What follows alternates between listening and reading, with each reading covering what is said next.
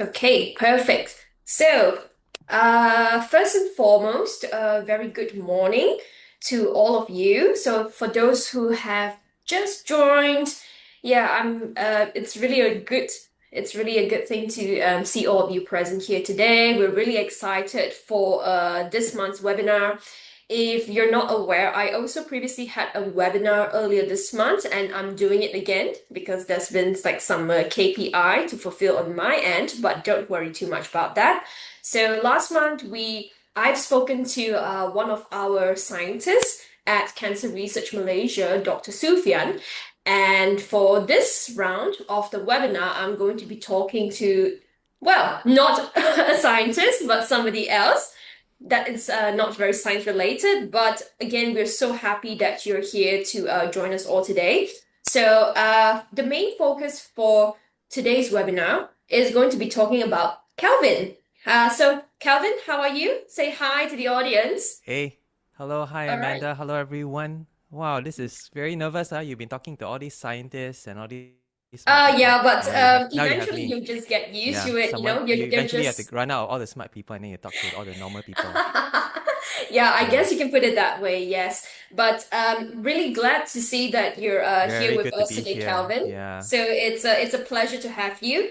And well, I'm actually going to introduce you a bit to the sure. audience for those who may not know who you are. All right, so Calvin here, he has actually worked in an institution in the United Kingdom called the Cancer Research UK, and he also happens to be a volunteer at Cancer Research Malaysia. So he has done things related to cancer all the way in the UK and then now back to Malaysia. So did I get that right, Calvin? Just correct me if I said Perfect, something perfect. wrong You've been about reading you, my okay? LinkedIn profile. Perfect. That's good. Okay, great.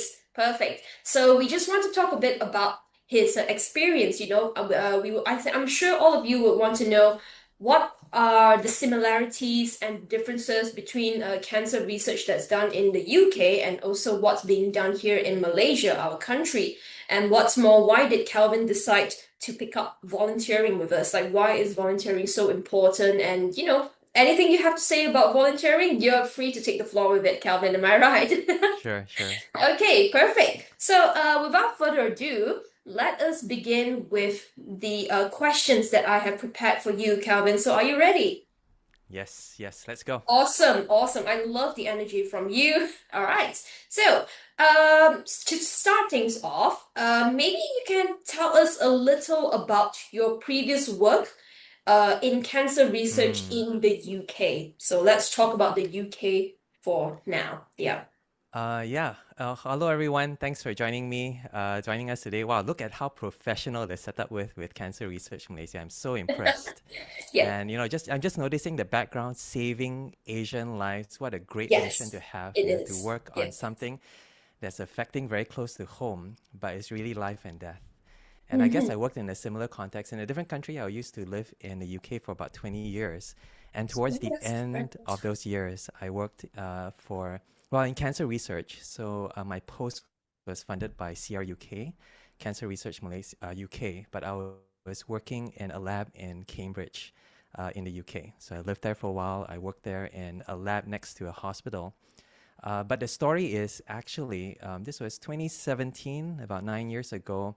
My mom died, and I I decided I would see. switch jobs, and I got a job working in this lab studying esophageal cancer. Now, the esophagus is your food pipe. You makan something, it goes in your Uh-huh. food pipe, it goes Yeah. down into your stomach. And usually, when you have cancer in this region, it happens at the junction between your esophagus and your food pipe. But again, I didn't know anything about this. It was prompted again by something that happened in my life. And I'm so grateful. A professor there named Rebecca Fitzgerald, she's one of the top scientists and doctors for this kind of cancer. She interviewed me, took me on, and it was a learning experience for me. I worked for about 5 years in that lab. And so, what the lab did was actually it coordinated sample collection. So, this was a study nationwide. There were about 27 hospitals And so patients would go to these hospitals to collect the samples, and they coordinately collect all these samples and pull them into Cambridge, do science work on them in the lab. I was in that lab, and my job was then to disseminate the information. I was a computer guy, so I worked with all the clinical digital data. So when scientists want to work on a particular sample, they'll come to me. I'll be something called a data manager, and I'll manage these samples. I'll say, you have this data, and then you'll give me a profile, so what you're looking for, treatments, that kind of thing, and I'll send them out in the digital sense. There'll be another manager to manage the samples. I'll be doing the digital side. So yeah, so that was my job for about 5 years, in a cancer lab in Cambridge from 2017 to 2022. Yeah. Wow, it's been quite a while, huh? So you have returned to Malaysia. I think you decided to come back to Malaysia like around the end of the time right over there, right? Yeah, that's Right. right. So, Yeah. um, yeah. So I think it's quite eye-catching that you did say that you worked at Cambridge, and considering that Cambridge is like a very prestigious university, I It's a think kampong people only think, lah. Yeah, it's yeah, a it's very like it's prestigious kampong. All it's batu, it's all a the prestigious buildings. company. Yeah. It's like a paradox, it's like you say prestigious kampong. Yeah, I because definitely Cambridge is very different from the environment in say London.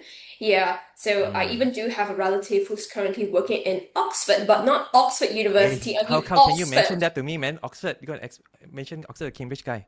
Yeah, but yeah, Oxford, a Really? good Oh, no, no, place. no, no, no, Yeah, no, no. also He also very doesn't. established, also very respectable, but Yeah, almost I know. I think that's respectable as like Cambridge. a bit Yeah. of a rivalry between Oxford and Cambridge. But again, just to clarify, she doesn't work in the university, but I think Mm. you worked in Cambridge University, right?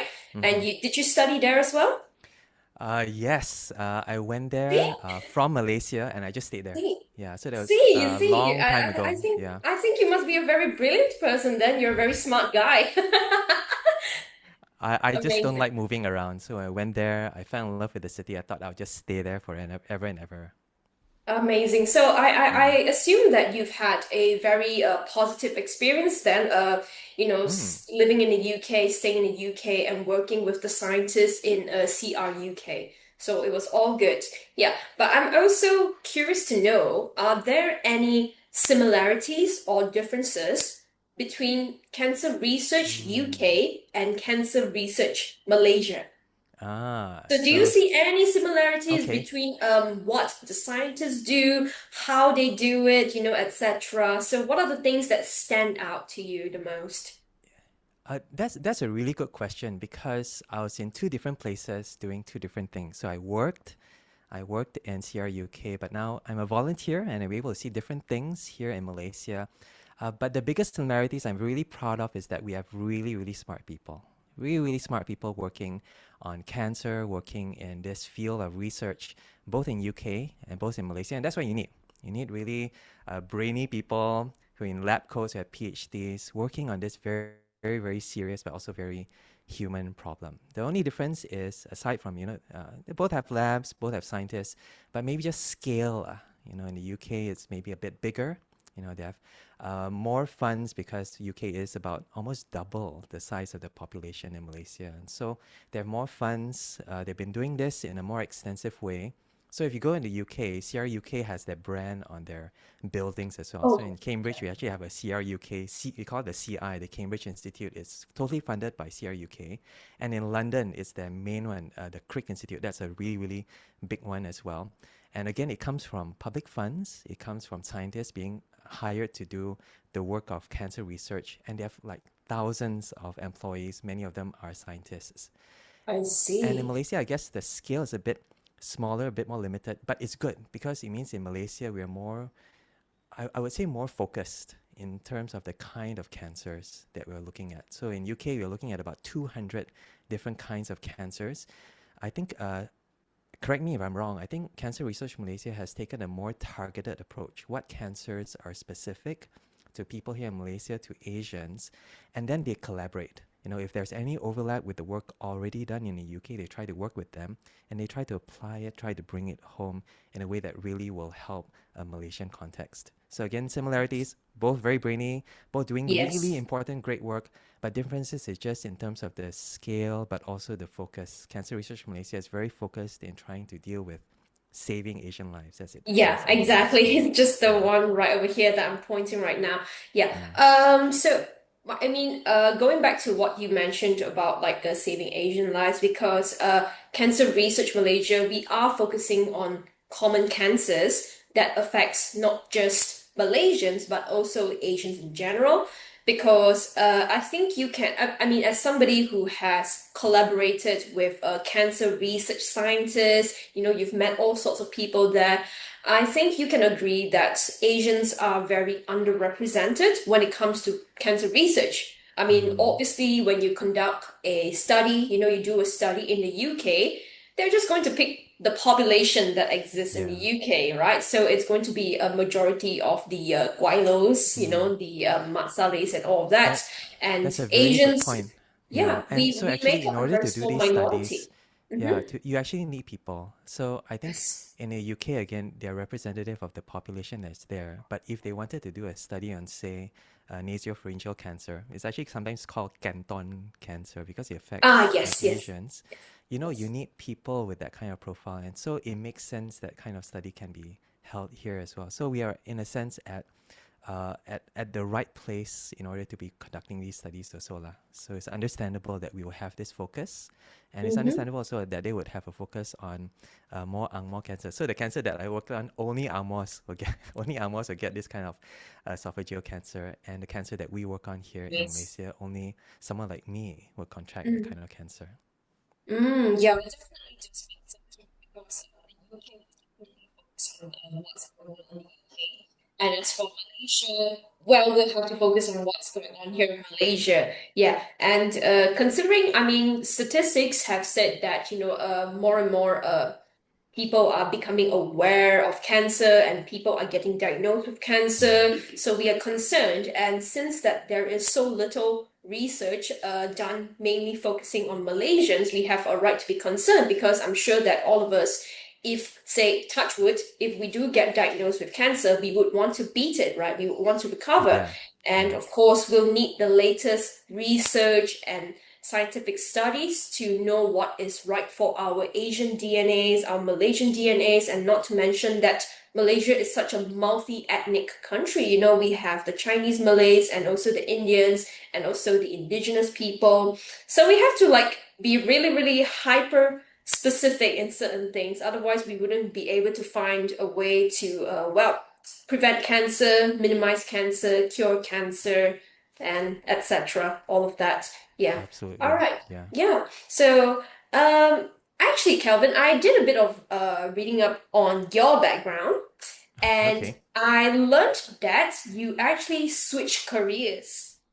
I think you did Hmm. mention about how you were the computer guy, but then at the same time, oh, what's a computer guy? Somebody, I guess, who specializes in like IT, the computer guy that we're so used to, like stereotyping. But why did you decide to switch careers in the first place? I think Hmm. you have a bachelor's in IT, right? If I'm not mistaken. Hmm. So how did you switch to cancer research to focus on that? So why the drastic change in the first place? Hmm. Um, yeah. Sometimes, my uncles and aunties as well, they say if you Yeah. have something good, you stick with it. Why change? Like why come back to Malaysia or why switch careers when you're doing well? And so in 2017, my mom was diagnosed with breast cancer, and just 6 months after that, very, very quickly, she passed away. And I remember at her funeral, I was just really, really shocked and very sad, but also feeling very, very embarrassed because I didn't know what just happened. How did my I mom just s- die of this thing? Yeah, yeah. I knew the word. I knew people got cancer, but I still didn't know what it was, and I felt embarrassed that this thing happened so quickly. So at the funeral itself, right there and then, I did two things. I quit my job, number one. And Um, number two, I started looking for any job that had the word cancer in it. As long as it had the word cancer in it, I sent in an application. I only applied for one job, which was a job I got with Rebecca's lab. And so when I did eventually join, it was with the intention to learn.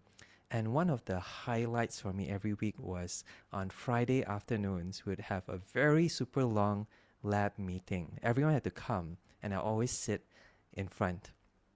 To be honest, it's very, very boring. Whole 2 hours, so you have a professor in front, um, Yeah. uh, some PhD student. It was boring, well, for people like me because they didn't do anything. So I would just type down every single word they would say, go back and check it out. And it was something that I came to really love and look forward to. It was a learning experience.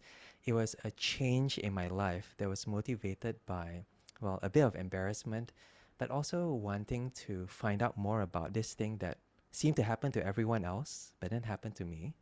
But then once I made that change, it was a growing experience. It was such a wonderful thing to work with people who all had their own story, who all were working on things that were cutting edge. You know, if there was a change, if it was something new, you could see this would change lives. And that was exciting. You know, it made me want to go in. It made me want to sit in boring lab meetings. I went Mm-hmm. in even on my off days because I was just Wow. excited to work with doctors and nurses who dealt with patients, but also scientists who dealt with the science. And it was one hard thing again to move away from that and come back to Malaysia. And so Yes, of I'm proud to course, of course. say when I left in good circumstances. I left a really great job, really great people. The last day I left, the whole building, we came down, we had pizza, we had a band. We call it Lab Jam. People dressed up in banana suits because I did this thing about bananas. I ate bananas every day in the for lunch, and so people call me a That's banana man. very And so people cute. dressed up in banana suits. I don't have any evidence of that because it was very embarrassing photo, so we had to delete it straight away. But all this is just to say is that it Okay. became a change that I'm Mm. so glad I made in my life, and Yeah. it then led to things like coming back and being involved with cancer research here. Yeah. I think you're very brave, Calvin. Actually, I don't think many people would be able to make such a drastic decision to, change their lives to go from one thing which that they are already comfortable and successful in. And then something came along, like some sort of catalyst, in this case, your mom's passing, and you decided to have a change in your career. Yeah, I don't think I've met anybody like you who's done this Uh, before. Yeah. Thank you so much for saying. You are very, very gracious in saying that. Yeah. I dare say, well, it was a change that sometimes you make when something unexpected happens. I wasn't Yes, yes. really thinking rationally, if I'm honest, at that point in time. And really, thankfully, Okay, it worked out for the best. So that was a I see. change like 9 years ago. But then the change coming back, I think I've learned to make changes when things are good. And I think sometimes as Asians, sometimes the Asian in us tends to think we'll make the change only when we can't help it. We make a change when we Yes. are forced to. But I think one thing, and related with cancer, related with something with science as well, science gives us the opportunity to make changes when things are good. Things like early detection, things like talking about cancer as well. Sometimes we only deal with these things when we are forced to. But what we want to do through things like this webinar, what we want to do with just informing people about the changes in the science is that actually there's a lot of hope.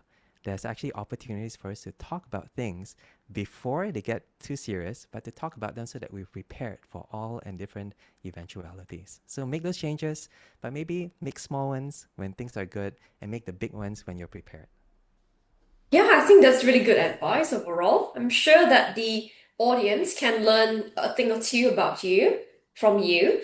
That's really good. But yeah, I do stand by and say that you're very brave. I'm not even sure if I could do something like that personally now that I think about it. Like, wow, imagine like, I'm doing great and suddenly something happens and then I have to make a decision that, is completely deviated from one that I am, experiencing right now. So yeah, amazing to hear all of this from you, Calvin. And thank you for going a bit personal. I understand that it may not be easy to talk about a loved one's passing from cancer. And I think it's still, yeah, but still appreciated for you opening up about it. Yeah, Thank you again, so very much for strong, very saying that, brave, Amanda. very Very, courageous. very So we gracious of do you. appreciate it. Yeah, especially since that you're not talking about this to me, but you're also talking about it to the audience who is present here. Yeah. Okay, great. So you've spoken a lot about, cancer research in the UK and also hear a bit about from Cancer Research Malaysia. And for a fact, I know that you're buddies with some of the scientists that work here in Cancer Research Malaysia because people in the office do bring up about you. Sometimes they talk about Oh, Calvin. So I think you're quite well loved here I for am a the big things fan of that you Cancer do. Research Malaysia. Well, I love Yeah, them as well. I'm a big fan of them. Yeah. amazing. Thank you so much for supporting us, and not only that, you're also collaborating with us and, well, befriending the scientists that we have here. I'm sure you've met a lot of lovely people over here, and I hope Yes, they're treating definitely. you well, actually. Yeah. Mm. Okay, perfect. So, speaking about Cancer Research Malaysia, I'm curious to know what actually prompted you to take up volunteering with us. So, you see, I think people, when they think of the word volunteering, I'm not sure whether it just applies here in Malaysia or just in general, but some people are just not that willing to do it. And some people, they think Mm. that, oh, volunteering can be a really good thing. You're signing up for a good cause and you're definitely doing it for free. That's what volunteering is all Mm. about. But there are still some divided opinions and some multiple opinions about volunteering. But I want to know for you personally, why did you decide to volunteer with us? How Yeah. did you come up with the decision? Like, I want to volunteer with Cancer Research Malaysia. I want to do good.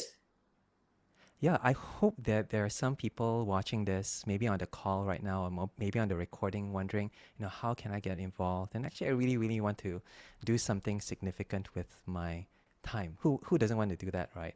And what I hope encourages you to know that this happened kind of by accident. So when I came back to Malaysia, and this was not 3 years ago now, and it was December 2022. And just so happened, just a few weeks after that was going to be this thing called the Terry Fox Run. Now, there's a bit of this that's going to be a bit of a mystery, but essentially, I got a call very soon after arriving back to ask me whether I would like to host or MC this run called the Terry Fox Run. And I immediately say, yes, I want to do it. Ah, And after that, I had to think, actually, who is this Terry Fox? What is I didn't know anything about it. And so I went away, Googled Terry Fox, found out really amazing guy. This guy who had cancer yeah, himself, yeah. had only one leg. He was running on one prosthetic Oh, leg, yes, but yes, yes, yes. this guy decided he would run the whole length of Canada, satu orang, with the idea Yeah. of getting the word out that there's this thing called cancer research, and he was trying to promote awareness, and he also trying to get like $1 out of every Canadian citizen. So very realistic goal, but really, really inspirational story. But actually through that start, right, I got to know about Terry Fox. I got to meet Daryl Fox, Terry Fox's brother, who came all the way to Malaysia and joined the run. That was so amazing. Very, very humble guy, very nice fella. And that was how I started hanging out with all these amazing people at Cancer Mm-hmm. Research. Because That's leading up nice. to the run, they said, hey, would you like to help promote the run as well? And so there was one day we spent the whole morning until evening in a gym. And the gym owner said, hey, come help us to promote this run and talk to my gym friends because they're all great people. And they all said, yes, yes, we'd like to join the run. And it was me Mm-hmm. and a few other people from Cancer Research. I remember hanging out the whole day with Joanne, who works for Cancer Ah, yes, Research. Joanne, yes, our colleague. Yeah. Yeah, we just Yeah. talked the whole day. She was telling me about the work they were doing, how they're engaging, stakeholders, how they're just getting the word out. And I was just Yeah. so impressed that there was this just time to talk to each other, just to learn from each other. And I Mm-hmm. think it's kind of like, again, people, if you're interested to do volunteering, you want to find something significant, it's a bit like dating. Lah. If you want to date, someone has to ask you on the date, but then you also have Yeah. to say yes. I'm going to say yes. And in this Yeah. sense, Cancer Research very graciously reached out and said, would you like to partner with us? And I'm so thankful that the opportunity to say Yeah. yes. But Of again, course. it Yeah. is partly opportunity, but I think we can also have that readiness to say yes and don't hesitate. Just go for it when the opportunity comes up. Yeah, of course, yeah. And hopefully there are like a few people here who are aware of what the Terry Fox Run is because Cancer Research Malaysia is the only organization here in Malaysia that is allowed to host the Terry Fox Run here in Malaysia. So previously I think was it two Terry Fox runs when you were MC there, Calvin? If I'm not mistaken, was it two? Terry Fox runs. I Yes. think it was So I like did in 2022 and I think 2024. Yeah. 2022 and 2024, yes. And I remember meeting. I remember meeting you Yeah, for the that's one when we in first met. Yeah. 2024. Yeah, because I was essentially the helper for the MCs, which includes you and Dato Yasmin, right? Yes.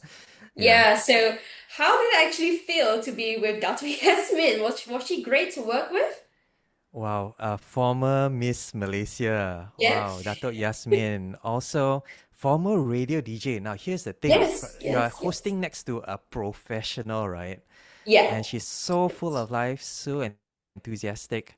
And the thing is, for me personally, I grew up listening to Dato' Yasmin every single morning at 6 Yeah. a.m. You know, I woke up and she would be on the radio with Patrick Teo.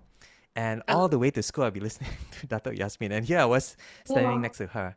And so, in a word, I felt very nervous, very intimidated, but Ah, also yeah. very inspired. You know, here's a lady who really, really engaged with the audience during the run. You know, she has a history with the Terry Fox run. She's been doing this for a long while. Yeah. And so she would joke about, oh, I'm only here for the Milo van. I want to have my Milo van drink. That's the only reason I come for Terry Fox run. But actually, she's just joking, lah. Because Okay. every year, there'll be the same group of friends, aunties, runners who've been joining for decades already, and they'll take this classic photo together with Datuk Yasmin because she's had this relationship lah, with the people there. She's had this history there. And that's something I find really amazing. You know, everyone who comes has a story. This is a special occasion to mark something that's probably happens in their lives and then to carry on that journey together in this run from year to year and from decade to decade. It means that actually you're not alone. It means that more and more people are joining you. And it means that actually this is something that is significant that you're sharing with one another in your lives. So I found that very, very special. Aside from having Datuk Yasmin, but also learning about Yes. her story and being able to be part of that story as well. Yeah, very nice, very nice. Yeah, I can still remember that day at Terry Fox Run. It was great. I think more than 3,000 people showed up, and Oh, we're wow. all united in like one single cause because we want to raise funds for cancer research and also to Yeah. spread awareness about cancer, just like Terry Fox intended, when many, many years ago. And unfortunately, Mm. he is no longer with us because the cancer has spread to his lungs. But even so, he really did send a message. He was very inspirational. And for Yeah. those of you who are unaware of who Terry Fox is, so feel free to Google it.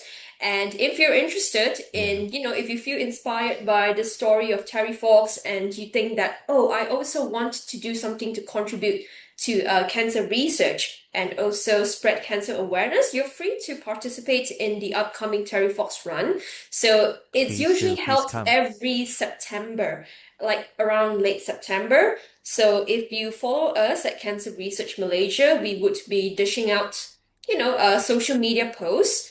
And, if you're interested, please be more than welcome to join the run.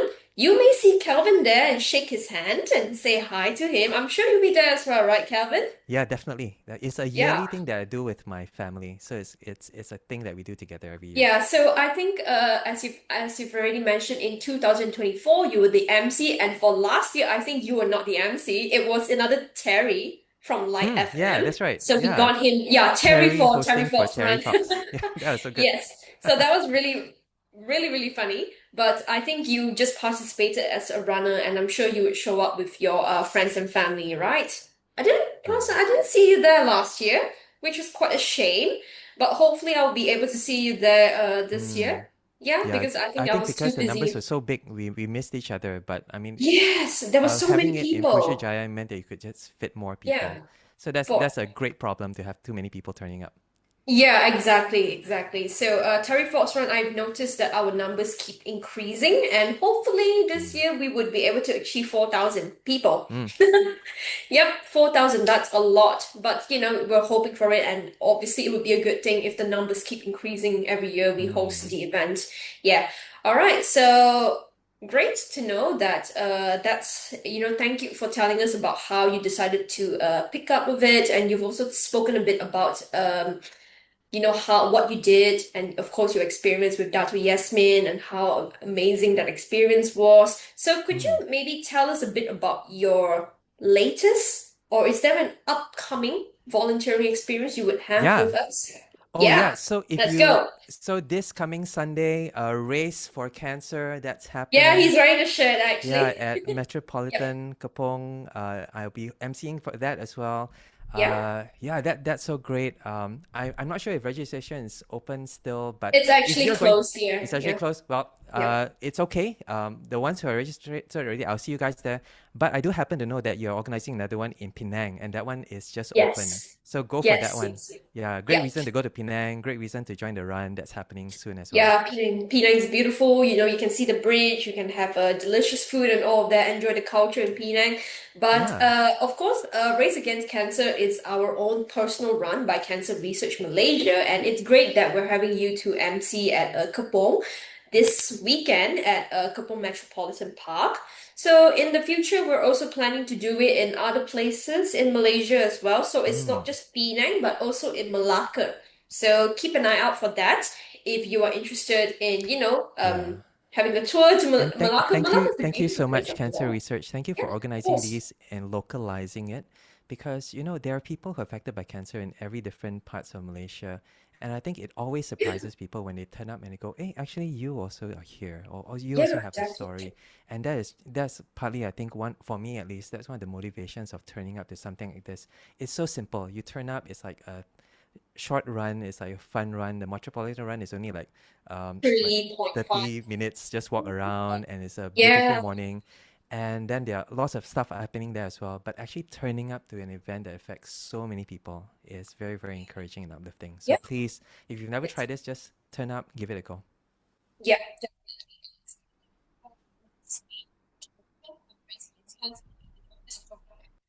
An upcoming one in the near future. We always have plenty of fundraising events. So, of course, all the donations would be going into the funds for the scientists, our scientists that work here in the lab, and they are Mm, working. They're brilliant people. They're very smart, as you've said, Calvin. They're very brainy, but they are great people. They're great people to work mm, along with, and they are, of course, very, very dedicated to finding ways to help us Malaysians combat against cancer. Yes, that's the whole point of the organization. So it's not mm. just research oriented, but also very people oriented. Yeah.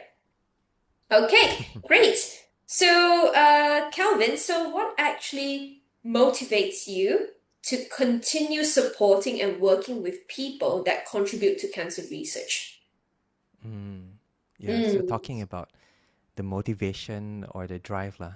Um, the and drive, aside yes. from how it's a meaningful thing and it's a fun thing, I think I'm a person of hope, and I think this is a very realistic hope because I worked in cancer research, but I also worked for some years, almost a decade, in DNA research. And I've seen just things change so much. In the area of DNA research, we're able to extract our DNA, read it very cheaply now, actually, and that makes a big difference. And we're able to analyze it so comprehensively thanks to computers and AI. And I work in the field of computers. But the reason why this interacts with cancer is because cancer is a disease of your DNA. So very immediately you see the benefits of the cost and of the understanding and the research. And what this means is that yes, we are coming closer to the point whereby we're able to understand and cure and treat cancer. But even in the immediate future, it means that costs are getting lower. It means that treatments are becoming more targeted. You can actually focus on what works and what doesn't. And it means you can reduce things like pain and the time of the treatment as well.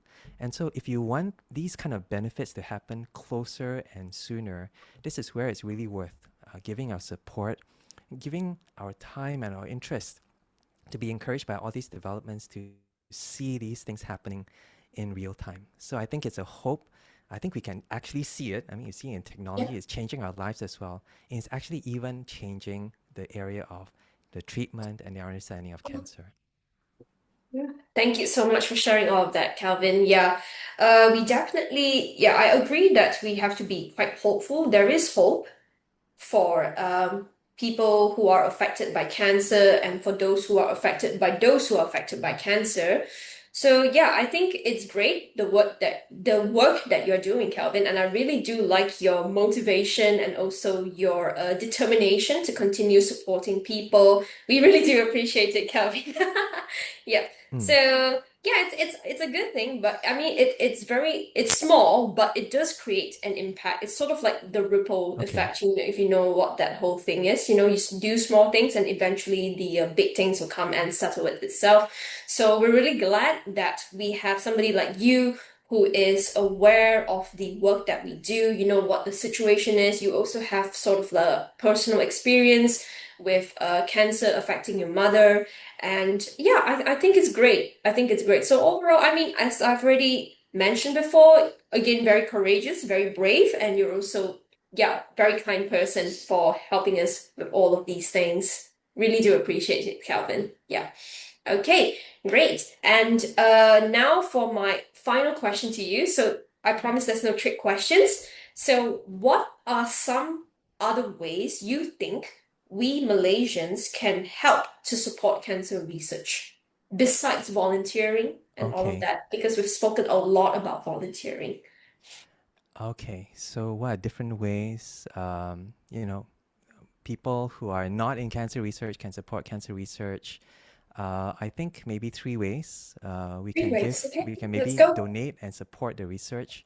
We can give our time, we can give our interest. Yep. And I think donating is just supporting directly the work that's happening in cancer research. We want to see the work grow. We want to see it really impact more lives. And if there's any way we can help that directly, Yeah. I would really recommend you to do that where any opportunity comes up to donate, if possible, Yeah. even. Of But secondly, course. even if we have any time, actually, sometimes time is even more precious a commodity. Coming to events Yes. like Yes. Race Against Cancer or Terry Fox helps us to pull that time together. Everyone is coming and you're maximizing that time whereby you're able to share essentially your lives with one another. And you find Mm-hmm. that everyone has a story, everyone has something to contribute in terms of their lives because your time is your life. But Yep. Of finally, it's course. just Of course. attention, attention and interest. And we are living in a Attention. social media age. And so even watching this video, even coming here today, thank you so much. You know, Yeah. Of your course. attention draws more eyes onto this. Your attention, if just even just viewing the videos or liking a post on Instagram, Yes. helps Yep. draw more attention to something that is really worth looking at. So again, these Yes. three Of course. things, Yep. supporting directly by donating, or giving your time personally where it's possible, but also just giving your attention so that other people will know that this work is happening here in Malaysia. Yeah. Of course. Of course. And I think the fact that both of us are seated here today and speaking to a group of audience about, cancer awareness and all of that, I think awareness is very important when it comes to, spreading the word in the first place. Because I think the more people know about the issue regarding cancer, the more they would be curious about it. They would be naturally curious and they would, check things out and they would just go on Google or Chat GPT, whichever you prefer Mm-hmm. nowadays, and then they Mm-hmm. would be able to delve further into them and learn more about it. I think the same can be said to you, Calvin, because previously you did work in IT, the computers and all of that, and eventually you started taking a very great interest in how cancer and cancer research actually works. So I think in a sense, it sort of like ties back to what we were saying since the beginning. And Mm. yeah, so I completely agree, time, attention, etc. All of these are, yeah, they are very small things, but they would play a very key impact on what the future of cancer research is going to turn out to be like. Yeah, absolutely. So, of course, the thing is that not many people are very much aware that cancer research takes a lot of time and it takes a lot of money. So that's why Cancer Research Malaysia is always on the lookout. Joanne, as you've mentioned, my colleague, she's always on the lookout for Mm. people who are willing to sponsor us, people who are willing to support our work by donating. So all of that is very important because our scientists wouldn't be able to work on anything if they don't have the funds in the first place. And of course, while research on its own is very important, I think it's also important, equally as important for us to reach out to the public and draw them in towards the Mm. topic so that people are not very scared when they talk about cancer, because I'm sure Mm. that if you mention about cancer to an average person, they would be like, "Oh, what? Why are you talking about this? It's quite a startling topic because people you usually don't talk about cancer because of how frightening the disease is." And Mm. yeah, it's great that we can break barriers, and it's great that if we can just muster a bit of courage to, perhaps learn a bit more about it and talk about it, or even Mm. join something as simple as a fun run so that you're surrounded by people who are, advocating for one single cause. So Yeah. that's my whole takeaway, just a few things that I wanted to talk about. So, I mean, if you have anything to add on, Calvin, feel free to add on about it. Yeah. No, just to say thank you.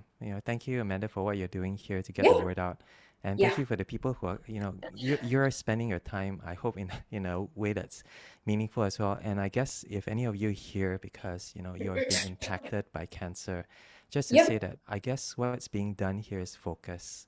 There are so many Focus. things that draw attention, so many things that really need rightfully deserve our attention.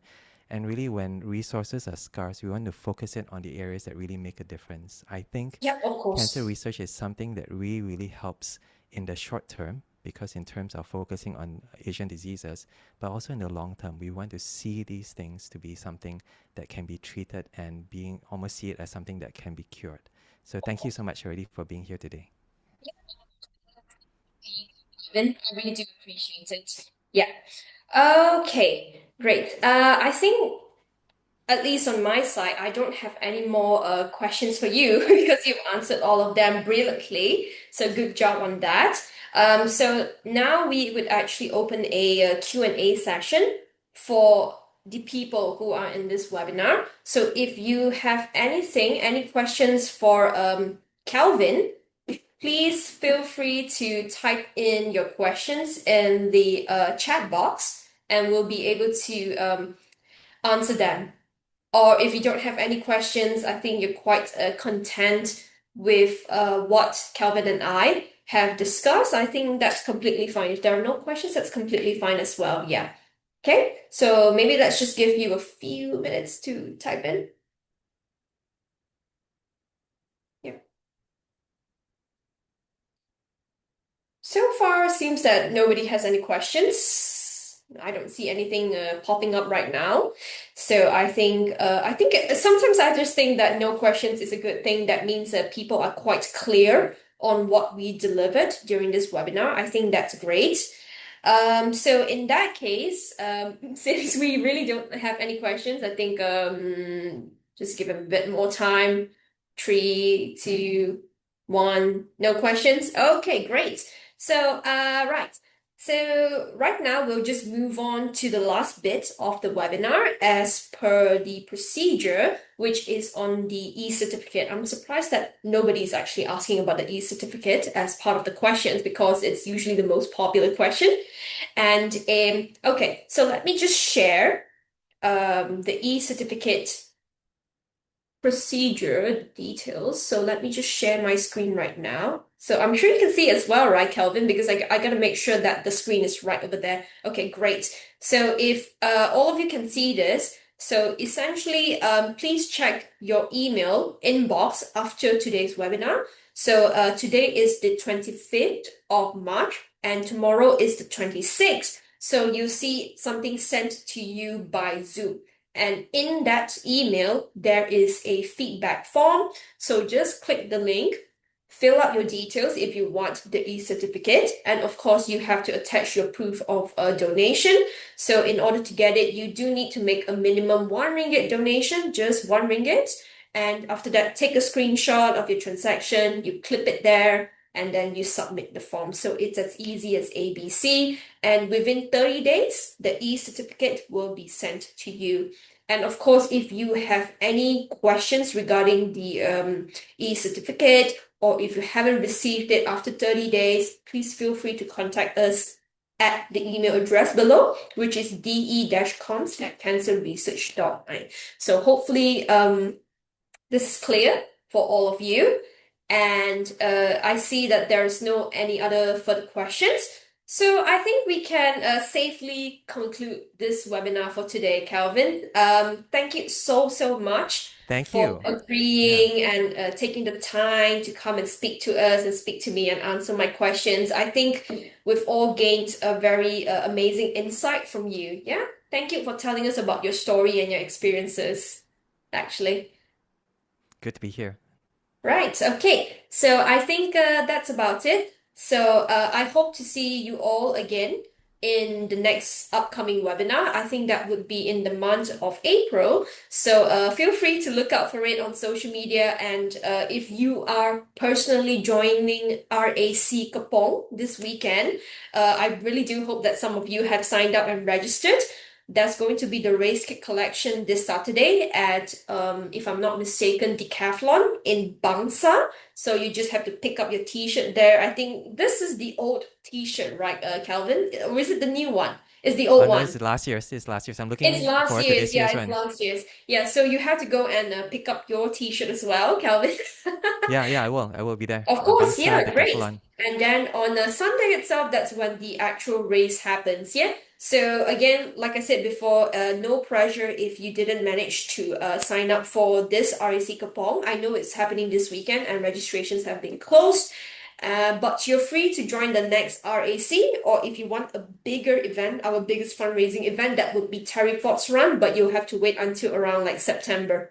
Yeah, so that's going to take more time. But yeah, thank you so much to all of you for again taking your time and spending time just to listen to Kevin and I have a chat.